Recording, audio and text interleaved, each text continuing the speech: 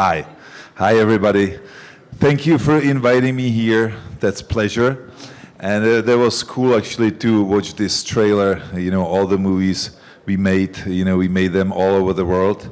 It was a lot of fun. I can see just like some of them were really tough.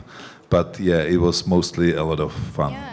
So we saw Robert De Niro, Al Pacino, Pierce Brosnan, Michael Caine, Samuel Jackson, Anthony Hopkins, Mel Gibson. I mean, these are incredible names and incredible stars to work with. And for me, what really captured me was that your journey into filmmaking is quite astonishing. I think your life is just larger than what you can imagine. I think soon we'll have a movie about your life.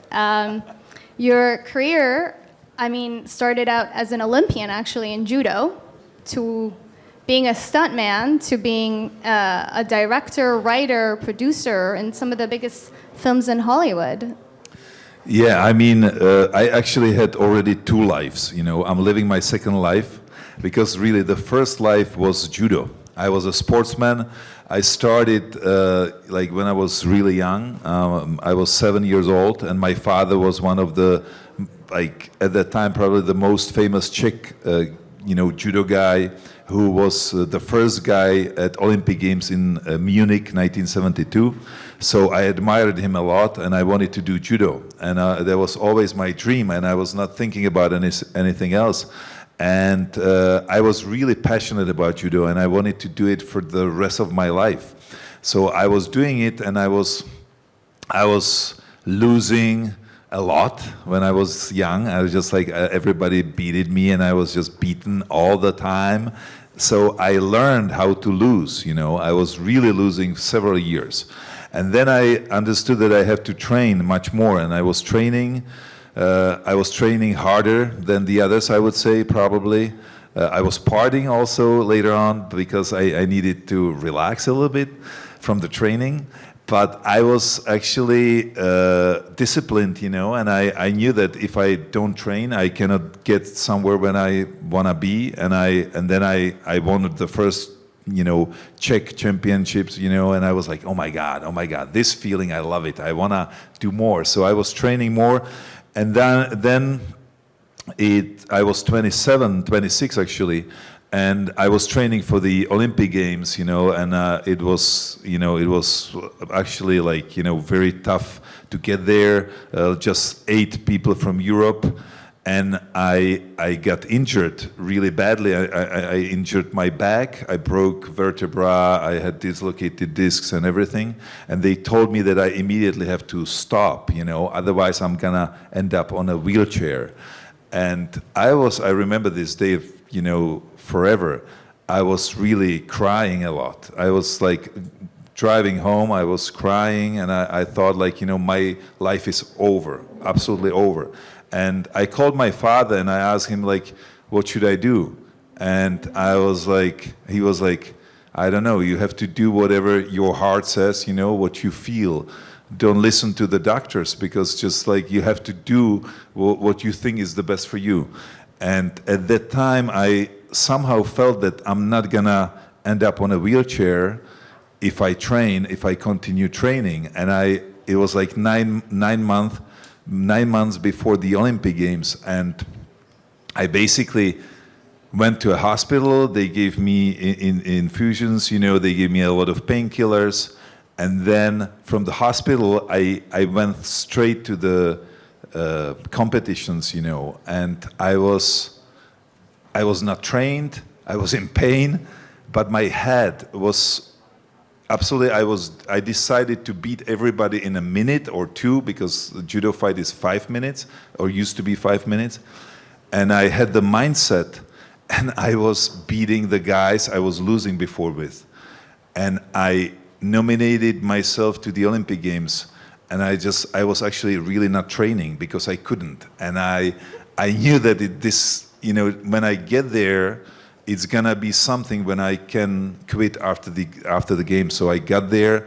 I was 13th on the games, but it didn't matter to me. It was I got there, and I was like, oh my God, what your brain can do, is unbelievable. And I think that's why I think with sport, if you are on certain level, it's like 80% is your head. The rest is, just like how you are, what kind of shape you are in at the moment.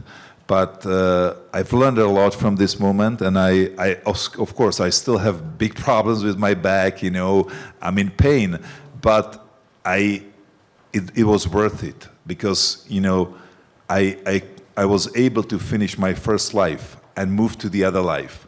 And between these two lives, actually, when I quit right after the Olympic Games, I came back to Prague, and they were shooting a movie with Anthony Hopkins there. Oh my God, Anthony Hopkins, the biggest star, especially at that time, it was after the Silence of the Lambs, and they just chose me for the movies as an actor, and I was like, oh my God, how is this possible? And Hopkins was so nice, and he was talking, he just told me, hey, I've heard you're the guy from the Olympic Games. I said, yeah, hi, I've heard you, Anthony Hopkins. Yeah, I was trying to joke, but I couldn't because my English was not good. There was another thing, what is like, I had to learn English, and I was really dumb for the English, I really was not a good learner, and I had to work, and learn every day like 8 hours. And I went to LA actually after this shooting with Hopkins, and then the other movie was XXX, which was shot in Prague with Vin Diesel, and the director of XXX was Rob Cohen, and he started the Fast and the Furious, and he hired me because he thought I'm a cool guy, and it's just like, and he said like, hey, do you know, just like, are here some parties and stuff? And I said, yeah, sure, I can, just like we can go out. And he was like, yeah, let's go out. And I was like, oh my God, this guy wants to go out? I said, okay, let's bring him somewhere. So it ended up like the whole crew, including Vin Diesel, had Czech girlfriends after the shooting. I mean, Czech women are very beautiful. Yeah. That was the case. Everybody had Czech girlfriends. So after that, every American crew wanted to shoot in Prague, and they came to me. So when the Bruce Willis was shooting their Hard Sword, they came to me. So he became he ended up with a Czech girlfriend. So that was really nice time. And when I got back to. Actually, I was invited for these premieres to LA. It was 2003, and and they paid back to me there. Basically they introduced me to everybody. They say, hey, this is Peter, and it started there. But I was not thinking about producing at that time. I was more like about acting, and they were offering me to stay there, to be in movies, and I got some parts, and I was offered to be there, and but it was difficult for me because I love my country and I wanted to stay in Prague. So I came back, to Prague, and I stayed there, and I started to produce movies there with my father, who was also a stuntman. And because we did both judo, so that's very close to stunt work in movies, and especially also just like in XXX, there was a lot of stunt, also one stuntman died in Prague during the shooting. That was pretty sad. But I started on a movie called Jeanne of Arc, which was done by a famous French director, Luc Besson, who did Fifth Element, and he did, many other great movies. By the way. Is he? I was trying to get him tonight, but... Oh my God, it was just like, I love him. Because Luc is the reason why I'm here, why I'm in Hollywood. Because, absolutely, because we were shooting this movie, and I was a stuntman there. And I was there for 3 months doing stunt work. There was a medieval movie, Jeanne of Arc. We were fighting with swords and maces and stuff. And he wanted to be in the crowd when we were fighting. And he had a camera on his shoulder, and he was running around, and I was like one of the biggest guys, probably the biggest on the set. And I had this medieval weapon, like a mace, like a very heavy one, and I was fighting with one guy, and he came behind this guy. And I was like, okay, now I'm gonna show him what I can do. And I pushed the guy, I was beating the guy to the face. Then Luc fell back with the camera. So I grabbed the guy, put him on Luc Besson, and I was like hitting Besson next to the head, next to the camera, and he was like, I thought like it was too much, but then he stood up and he said, "Oh, this is great. You've got talent. I'll help you." So that's how it started, and he told me like, I'm gonna help you in Hollywood. I'm gonna bring you some, just some manager or somebody like that. And I didn't believe it. Of course, like I thought, like it cannot happen. But I was at home after the shooting, and suddenly a ring, just like a regular phone landline was ringing. So I pick it up, and there was somebody talking to me in English. My English was really bad at that time. And he was saying like, "Hey, hello, I'm Luc Besson, I said, "Of course," in Czech, "Of course." "Yeah, you're Luc Besson calling me now in the evening. What do you want? Do you want to go out?" I was talking in Czech, and he was saying, "Hey, I'm telling you, I'm Luc Besson, just like, can we speak English?" And I was like, "Yeah, of course," in Czech. So he hung up on me, and suddenly again the call, and I was like, "Hey, who is it?" And there was a Czech translator for him, and she was saying, "Come on, Luc Besson is next to me. He wants to talk to you." And I said, "Come on, it's just like, it's impossible. Like, I don't believe you." But then I believed her, and he really told me, "Hey, if you learn English, I'm gonna help you in LA." So I learned English, and he helped me in LA. And then one thing, just like before it got to that point, he called me in 1999. That was right before the Olympic Games, because I was there in 2000. And he said, "Peter, I want to introduce you to Ridley Scott." I said, "Okay, great. Oh my God, unbelievable." I said, "He's got a part for you." I said, "Oh my God, that's great." And he said, "Yeah, he's doing this movie, Gladiator. And he's got a part. My wife, Mila Jovovich, famous actress, she's gonna introduce you to him, in London." I said, "Okay, perfect. When is it?" And he told me some date, and I was like, oh, I can't go. He says, "What?" I said, "Yeah, I have a world championships in judo, and it's straight nomination for the Olympics. I was not injured at that time yet." And he was like, "So you are saying to me that you are not going?" I said, "Yeah, sorry, I just like, this is my life. Filming is just a hobby, but judo is my life. So I would choose you could offer me anything, like $100 million, $1 billion. I would still choose judo over that, that thing." So I think it's also really just like to have fun. I always want to have fun with everything. So that was my choice, and I didn't regret that, because just like that was my life, and if I didn't finish the first life, I couldn't move to the second life.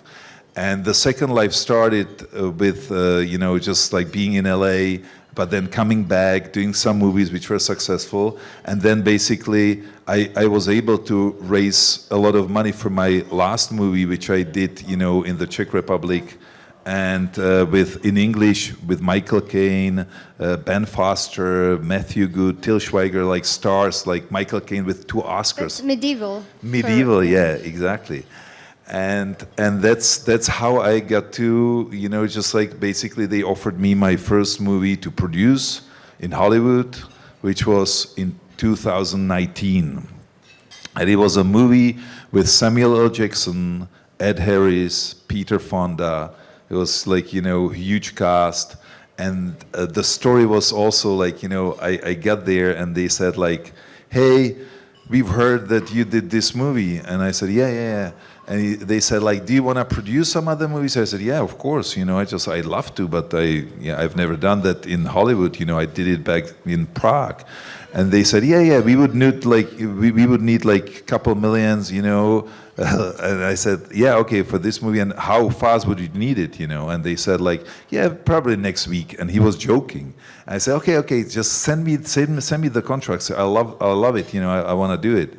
So they really sent us the contracts, and they got the money from us in a week. which is absolutely for LA. Everybody says, yeah, sure, we are doing it, we're gonna do that, and nobody does that, you know. So I was always coming back from, you know, parties, and I would say, oh my God, I'm gonna be the biggest superstar on earth, because everybody was promising me, yeah, you are the best, you know, you're gonna be in our next movie. But the movie never happened.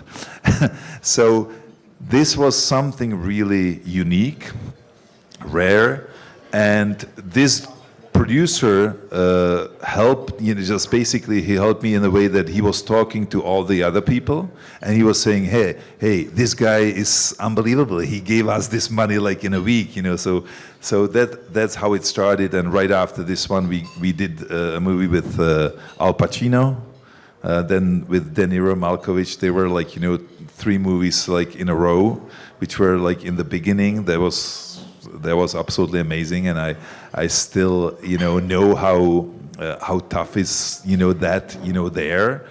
And I was very lucky, you know. There was like, you know, good luck, you know. I met really good people there, also some bad people in the beginning.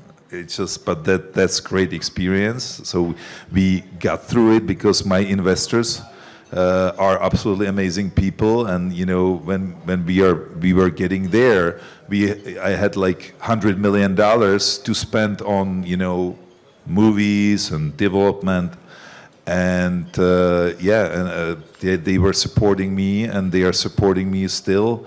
So you know, we have fun, and they are happy. So that's all good. I want to talk about some of your career highlights in terms of the early in your career, working on Kajínek, which was, I think, the highest-grossing Czech thriller in 2010, right? Yes. That was a really interesting story. Love to hear about that. Also, Medieval in 2022, the most expensive Czech film ever made with a budget of 20 million. Ghoul, the highest-grossing horror film made in Czech history. I'd love to hear how you managed to pull that off.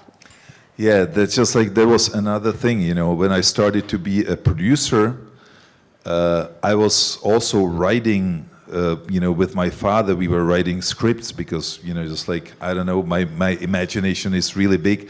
I'm a sleepwalker, really, just like... Sleepwalker? Yeah, sleepwalker. I take pills for 20 years. Not last 2 years I don't take them anymore because probably I don't need them, I don't know. But I have a lot of stories, you know, just like when I was saving people in my dream. I mean, when I was sleepwalking, you know, so I was just like dragging people from rooms to other rooms, like because I thought it's you know, the room where they were is on fire. So they were thanking me in the morning, like, thank you that you saved my life, you know. I said, okay.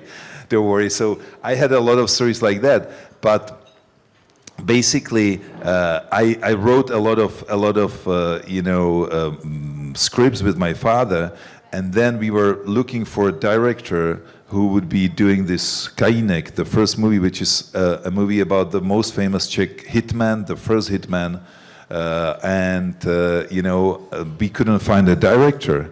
And they told me, hey, Peter, you are talking about this so much that you should direct this. I said, oh, come on, like, you know, you would trust me to direct? And they said, yes. So How did you get the rights to the story? I mean, yeah, we went to the prison. He was, you know, he basically, he was there, like, you know, sentenced for the life because he's supposed to kill... Before he escaped. Yeah, he's supposed to kill 2 people. He was convicted, you know, from killing 2 people, and but I believe he's innocent because he escaped from a prison like Alcatraz. And yeah, then I did it as a director that became, you know, to be just like, you know, like super successful, like, you know, commercially, and you know, people talk about it. And based on this, which is a miracle, like 7 years after that, or 6 years after that, he got a presidential pardon. So he is free man because of that, which is crazy. But everybody was talking about it, and you know, I really believe he is innocent. But yeah, he's free. He's free, and he's 7 years out of prison, and he's still doing well. So luckily for me, otherwise it would be difficult probably, just like to see him doing something bad.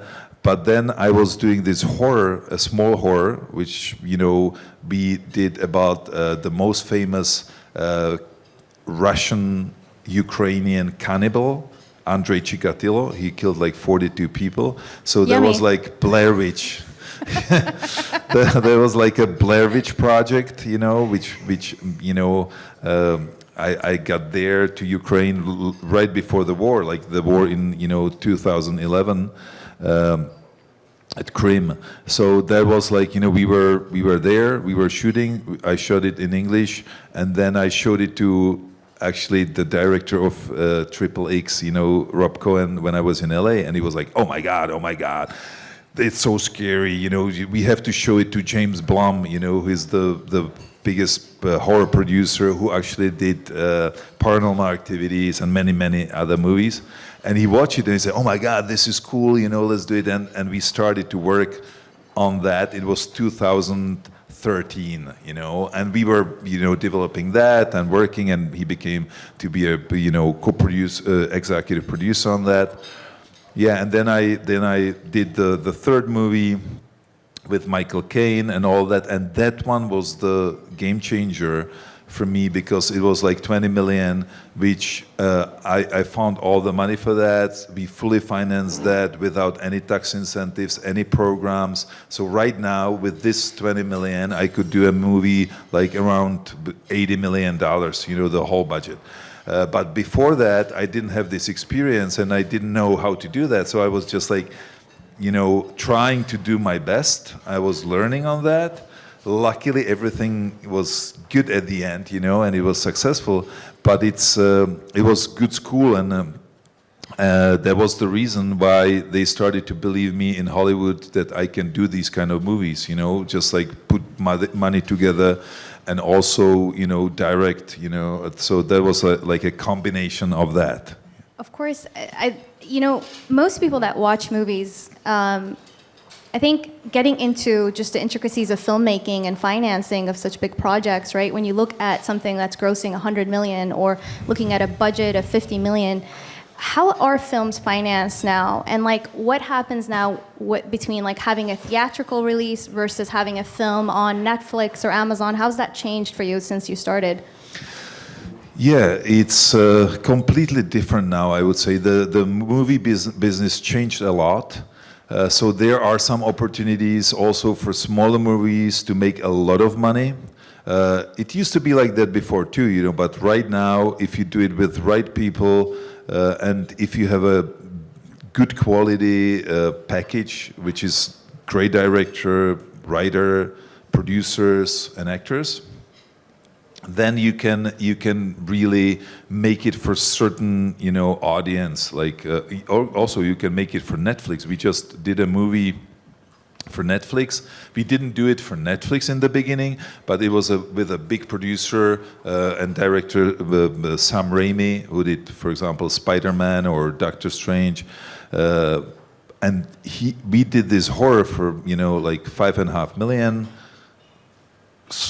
kind of small movie, but it was global hit on Netflix. Netflix immediately bought it from us for double. So that's kind of thing which is the model for today's days, do it for Netflix or some streamers and flip it to them, do it for some budget and flip it to them for, whatever they would pay, or do it for theaters and try to do movies like, basically finance it with tax incentives, because also here, I came here scouting for, to shoot some movies, just because I love it here. It's really cool place, especially in the winter. Last time I was here in the summer, that was hard outside. Yeah, but winter is great. So I know the next movie we're gonna be shooting here is gonna be winter.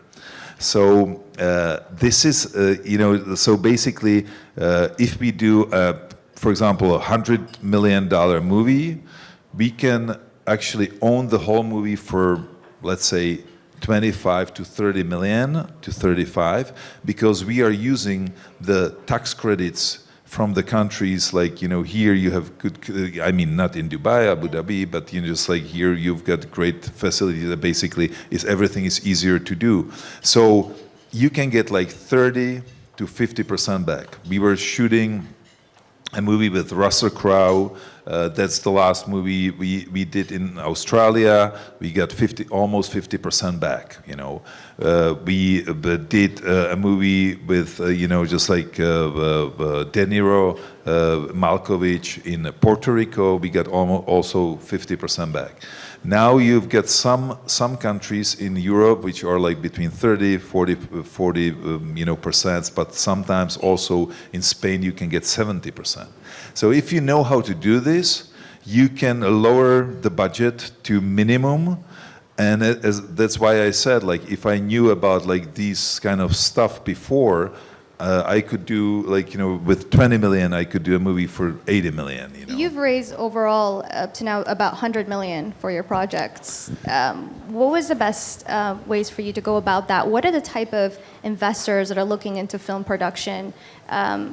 For I think for most people, they don't really know the financing side of films. You see some blockbuster film and you don't really know how it even happened, because it's a very challenging and difficult business. Yeah, absolutely, it is. Just like I told my investors in the beginning, I told them, you either want to work with me and trust me or not. Because if you want to work with me, you have to trust me with my decisions, I just like cannot come back to you and tell you, hey, I want to do this because that, and if you don't like that actor, we're not going to do the business. It doesn't work this way. So luckily, all my investors understood how the business works, and they trusted me. And because right now we've got this development company, for example, and we are working just with the best people in the business. Right now, for example, with George Clooney, Sacha Baron Cohen, all these, big stars, and we are trying to pick the projects which are, for theaters, and which have big, potential. We are working with people who did all the franchises like John Wick, Star Wars Born, Clash of the Titans, Sicario. Also we work with, like we have 3 movies from Stan Lee, creator of Marvel. So we've got just like, we are really focusing on the high-end movies for theaters. So that's basically like, you have to pick the right projects. And also what is very important is much, better not to invest into one movie. It's better to invest into like, a slate of movies, because then lowers the risk, tremendously. Because every 4th movie usually pays for the 3 before, and every 10th movie is a hit. So if you invest into a slate of 20 movies, that's the way how to do business there. And that's what we are doing. We've got like 40 high-end movies, which we already financed. So we basically like, financed the development, bought the rights. We are buying the books, which is also very interesting. Right now, we are buying rights for video games, books, articles, also like, of course, so that's very popular now. Is it mostly thrillers or action thrillers that are most demanded by streamers? What do you find that is having the most return on for investors in terms of production and value for entertainment for the audience as well? Right now, people love genre movies, horrors, that's very lucrative business at the moment, because also like we've got like our partners, Timur Bekmambetov, he did these small movies for $1 million, 3 of them, each one of them made over 60 million in box office. Like, it's impossible, That's just great idea. If you have a good idea, good people around you, that's the way how to do these horror movies. Like, they have to be very original, so they can make a lot of money. And then it's action movies. So we focus on action movies, like, we do a lot of them, like that works at the moment. But we also do like sci-fi movies. They are also good at the moment, like Dune, these kind of type of movies. And yeah, if you have a good comedy, you know, we are working on some cool comedies. We actually, right now, we finished a comedy with Lucy Liu, you know, from Charlie's Angels, my favorite actress, you know, one of the favorite ones, and Christopher Waltz, you know, who was in Django on the Inglourious Bastards. So we just finished that. We had the movie in a festival in, you know, just like U.S. So that's also good, you know. But action and horror genre movies are the best right now. Okay, I want to pivot to secrets of Hollywood. I'm sure you have a few. I'd really love to hear some of your experiences and things that, you know, most people don't really know what happens behind the scenes. You know, your experience perhaps with actors or producers, or, you know, give us the juice. I mean, sometimes it's difficult with some actors. They are difficult. It depends, just like, but I would say most of them are really nice people. I always admired Mel Gibson, and because I love Braveheart, and that's like, you know, one of my favorite movies. And, you know, when we met him, we were shooting this movie starring by Mark Wahlberg. Flight Risk, right? Flight Coming out in Risk, January. yes. That was shot in Las Vegas. And Mel was absolutely unbelievable. But he was sober now. Before he was not sober when he had those problems. You shot Flight Risk in 22 days. I mean, how do you manage to do that in 22 days without, you know, all the drama and all the theatrics and, you know, all the things that could possibly go wrong? How do you keep such a tight schedule? Yeah, I mean, sometimes some movies are, you know, done even for less, but those are the smaller movies. But some movies are done also for, like, you know, 60 days, you know, which is a lot, you know. And there used to be days, you know, when they were shooting movies, big movies for 100 days. But right now it's more like close to 25 to 35 days. You have to organize everything properly.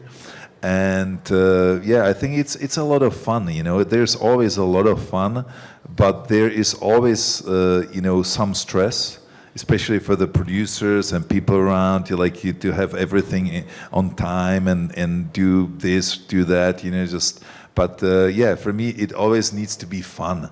I don't want to do something where I don't have fun. It needs to be something what I love. And you cannot do this for money, because it's just like the money will come always. This is like my life experience. It's just like it's always coming if you do something with passion. And that's the most important, you know. The passion is absolutely the most important part, and you have to have the mindset. The mindset has to be like that it's gonna happen. And it's always, I'm super optimistic that I cannot help myself. People tell me, okay, you cannot do this because it's impossible. You cannot get this kind of money for that. And I'm still doing it because it's just like, and I accomplished that at the end. You know, sometimes it takes longer, sometimes it's more difficult, but I love challenges. So that's why I always have this big goal, which is something bigger than I did or something different than I did.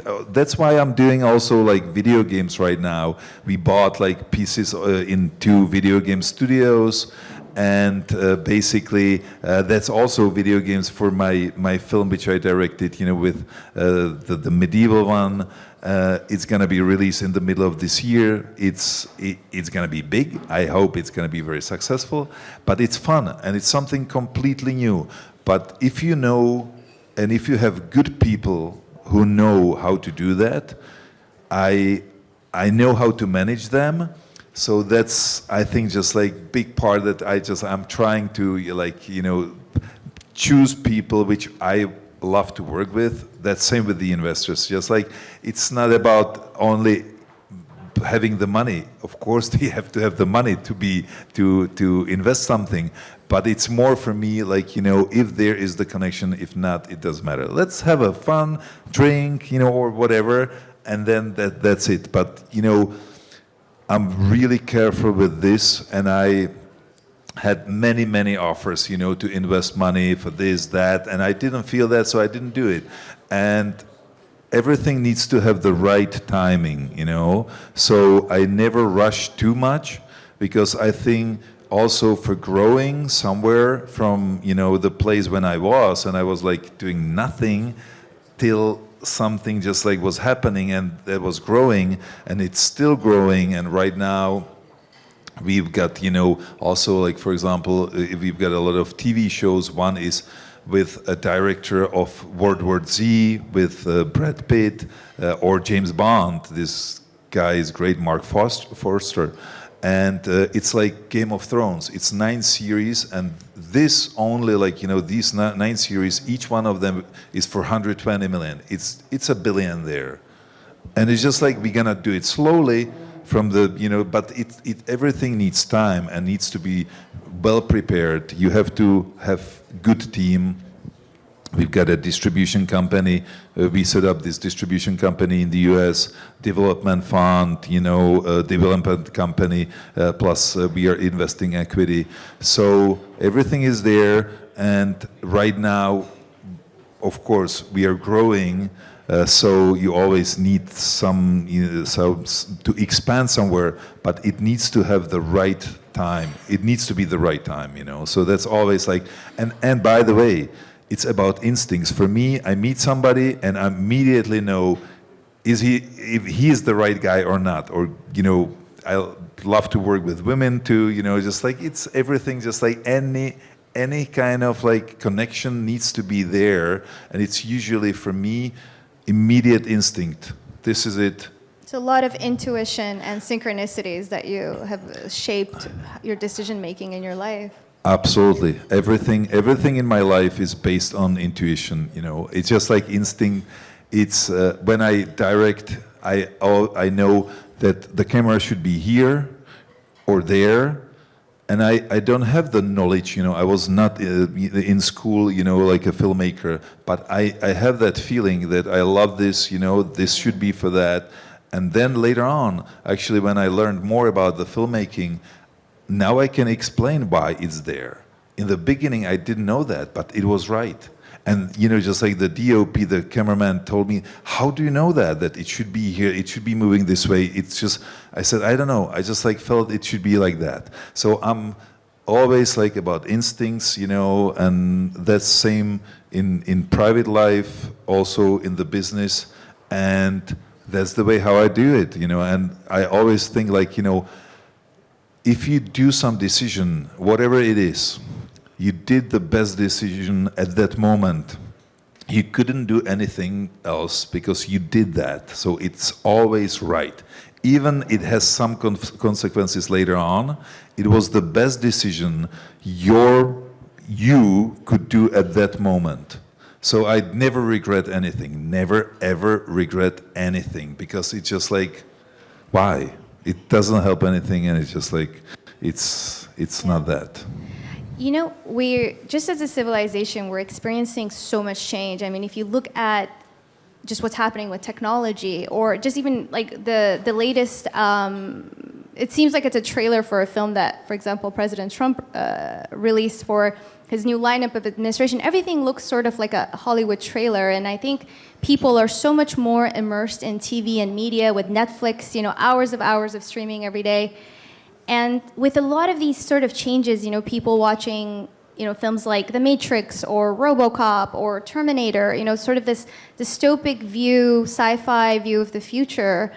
How do you pick your films? Like, is there a certain light of hope, or, you know, do you have a vision for the sort of seeds that you plant in people's imagination on, you know, how they view the future or how they view life?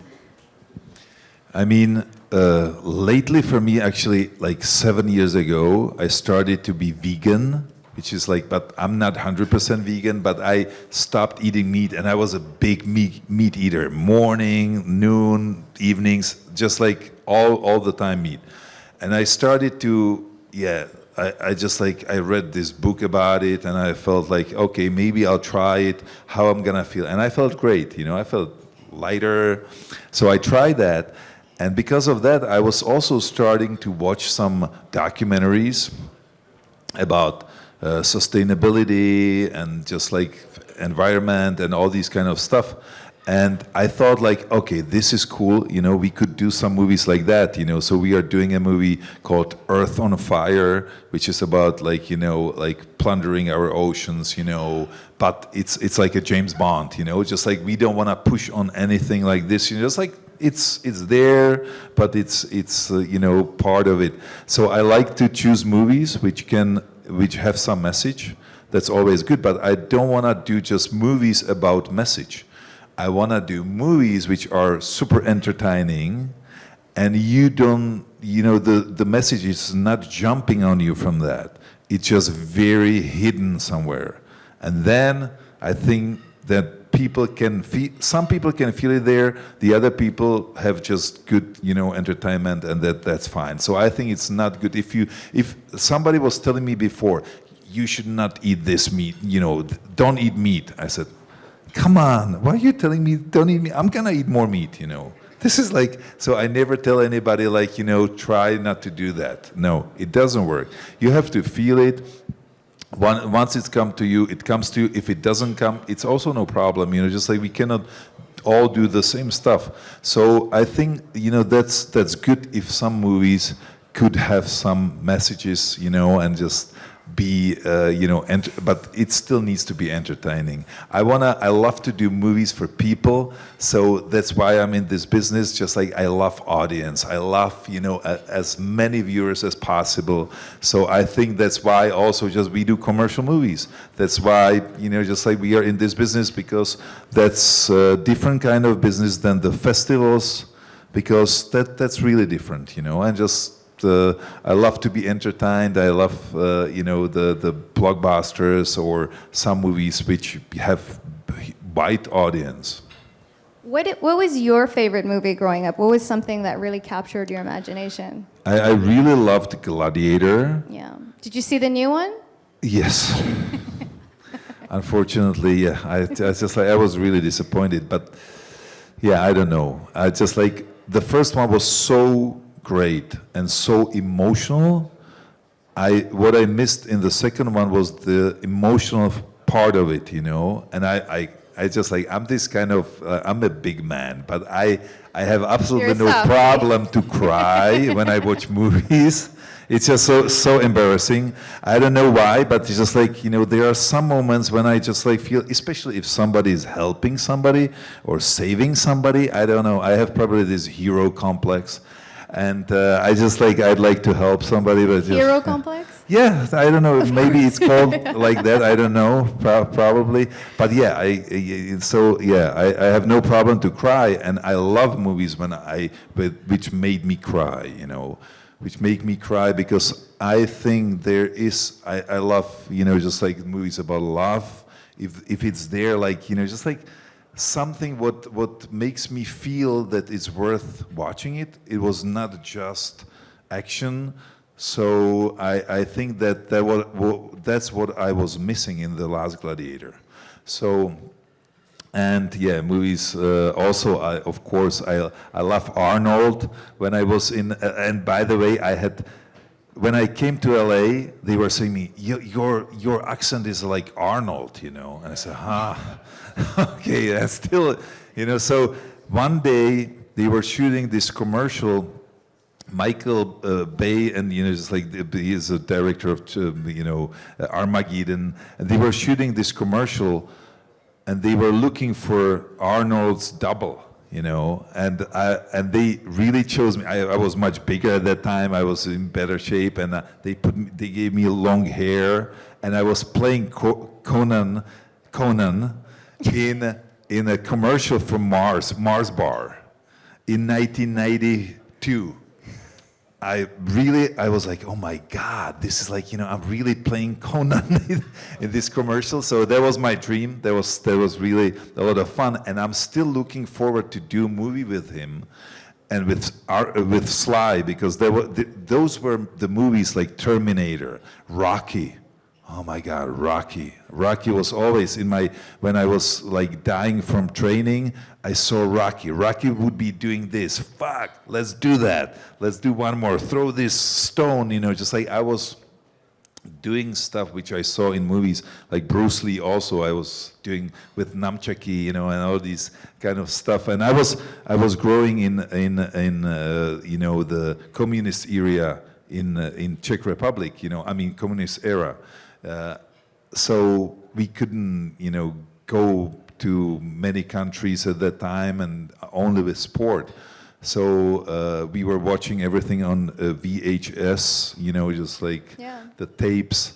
And there was like dubbed by one guy because I couldn't speak English at the time.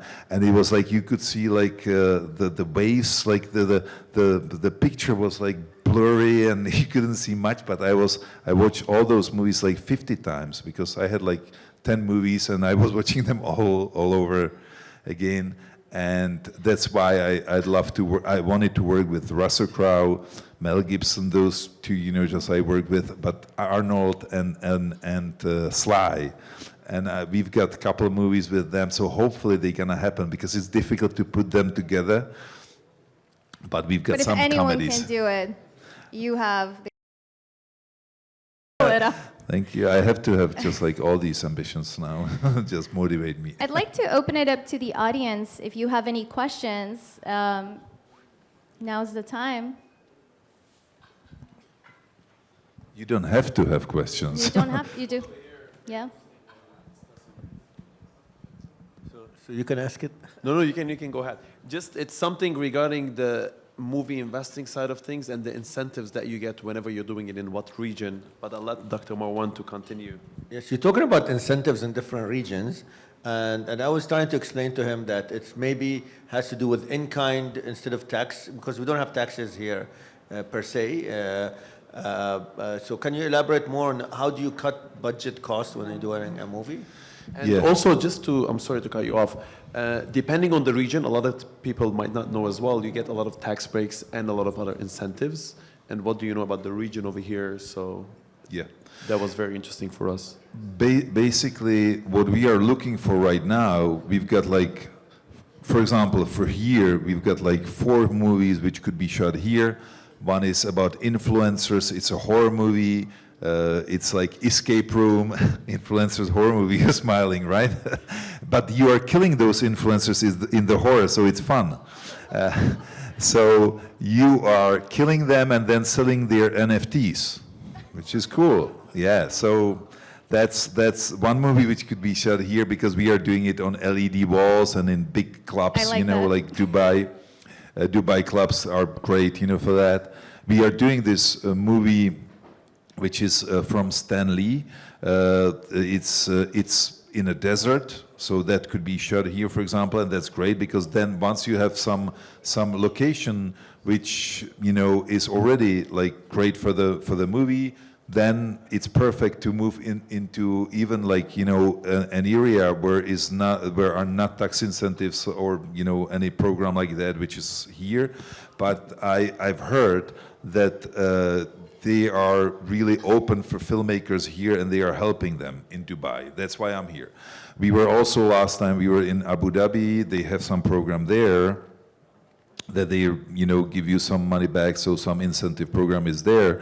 But I've heard that it's Dubai is really filmmakers friendly, so and also like you can cut, if you have a movie which is the story is happening in some city, then it's really good to go to that city. But also like some movies were shot in Prague which were set in London or Paris, because Prague is much cheaper, but it looks like that, So they just changed the signs, and the downtown was, just like basically shot in Prague. So that was, so Dubai is really great for some movies which, needs like skyscrapers and stuff like that. I think everyone's seen Tom Cruise hanging off the Burj Khalifa. Exactly. That's the point, because everybody talks about it, You do, we also have some movies for Tom, and he's a great filmmaker, and that's exactly when you have a star like him, you also, it's not about just filming somewhere, it's about promoting the city in the world, So the city wants to have him here, you know, so they would do everything just to help them.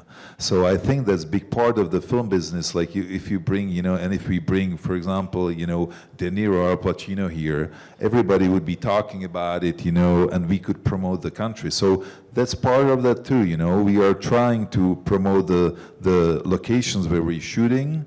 So then we also, like, people can help us more, and we can help the region. So we love to do just like, if we shoot somewhere, let's find something what is connected somehow to the region. How many films do you have in development or in queue right now that you're financing? Right now, we've got like over 40 movies with budget like with $1.5 billion. That's like the budget for the movies which we have, and we own the property. Now we have to just, you know, start making them, and we either can choose the studios which wanna do them with us, or streamers, or finance them on our own. And that's just like the choice, you know, we're gonna have. Do we have any more questions from the audience? I think it's enough. They Yeah? have to eat. We have one more? No, they ate already. Okay, Sorry. last one, Uthman. One of the things I wanted to ask you, you made a really, really interesting point, right, about when you could have met Ridley Scott, but you chose your judo career instead. And I think as someone that I'm a martial artist as myself, like, it's very addictive, right? But when you're in that moment, what was everyone around you saying? Were they saying you've lost your mind, you should be taking this career opportunity? And how did you sort of stay mentally strong? Was it ever a debate in your mind? And have you always been that way? I spoke to the people who were, you know, his partners at that moment. I spoke to them later on, you know, and they told me that nobody says no to Luc Besson. That's what he says about himself. Nobody says no to Luc Besson. So I said no, and after the Olympic Games, he called me again, and he said, "Hey, Peter, do you want to come to Paris for a casting, you know?" And I said, "Okay, sure, of course. I'll manage it." And he says, "You have time now." I said, "Yes, I will come." So I got there, and he said, "Okay, we've got this movie." I explained to him, I apologized, you know, that was my life, and I said, "Okay, I get it, you know, just like I admire it, you know." So he was like the opposite, like at that time he was, and he said, "I was angry, but now I get it." And, you know, he told me, "Hey, Peter, can you show me just like some action, some hitting somebody?" I said, "I'm doing judo, so I need somebody to show you something." He said, No, show me just alone how." I said, "So I should be throwing myself, you know, on the ground." So I was really just throwing myself alone, and I just, because I didn't want to show like punching, because I'm not a karate guy. So, and I was throwing myself, you know, and then this very small guy came into the room with a hat, you know, and he was looking at me. Then he sit next to Luc Besson, and he was like, it's something saying. Then he stood up, and he was standing in front of me, and he was like this tall, you know, and I was like, which is like 180 centimeters. No, I'm kidding. This is like, you know, he was really small, and he was like this, and he was looking at me, and Luc Besson was walking around me and said like, "This is impossible. I cannot get you into one frame together." So it's just like, you would not have your hat, or he would not have his. So he said like, it's going to be difficult. And then I saw, and it was the Chinese action star Jet Li. Yeah, and he was the guy. And there was like, you know, the movie, like, you know, when he was fighting with the chains, you know, just like, yeah, Unchained. And and that was like, you know, he wanted me for the bad guy there. It didn't happen because I was too big. Yeah, but it was fun.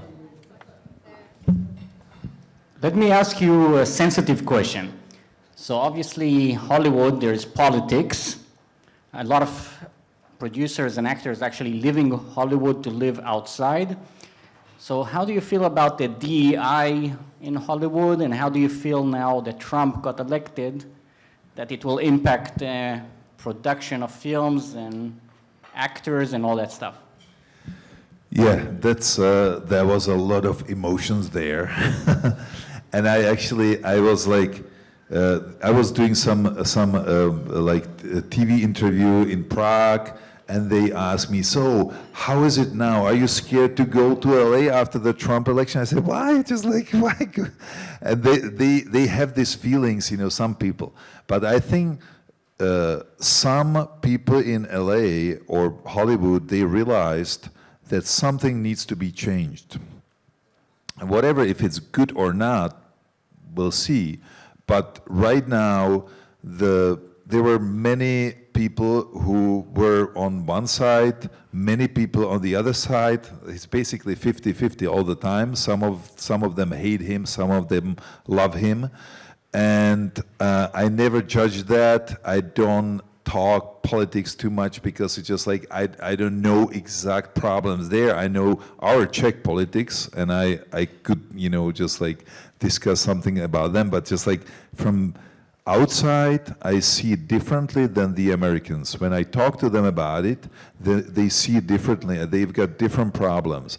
And of course, if you are American, you care about who cares about you, who takes care about you, not who takes care about some other problems. Of course, there are other problems to be cared of, but the first problem is inside of the country.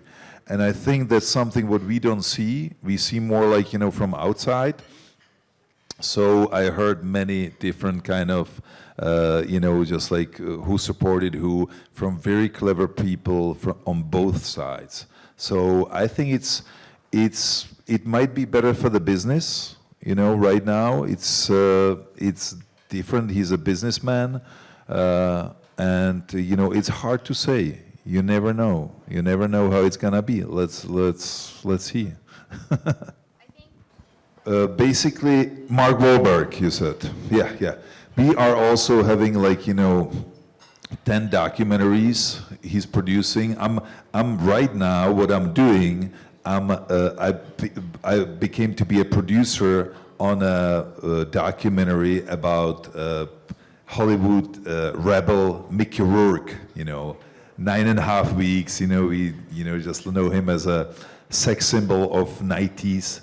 He is absolutely crazy, but he's a very kind-hearted guy. And he chose me, and he said basically that I have to also direct that because he is a fighter, he's a boxer, and he found out about my past with judo, and they said, no, Peter, you have to do it because I want to be seen as a fighter, not as an actor. And he told us unbelievable stories, how he wanted to kill somebody who raped his ex-wife, how he wanted to kill himself, how he punished himself, how he was like cutting himself. It's crazy, really crazy story, but it's very interesting. And Mark, we were shooting with Mark in Las Vegas because he lives there and there are no taxis. So that's why we were shooting there. Yeah, okay, so we were shooting 2 movies already, just like because of that, just like the actors wanted to shoot it there. So Nicolas Cage was the other one who has a lot of, debts there for. So basically we were shooting these 2 movies there, and he has a lot of people around him, Mark, and I think he's a professional, he's just like his former manager is also a producer on some other project we did, and he was a producer on Scorsese's Irishman, where we were shooting with Al Pacino and De Niro. He was finishing the Scorsese's Irishman. Okay, thanks a lot for listening my long speech.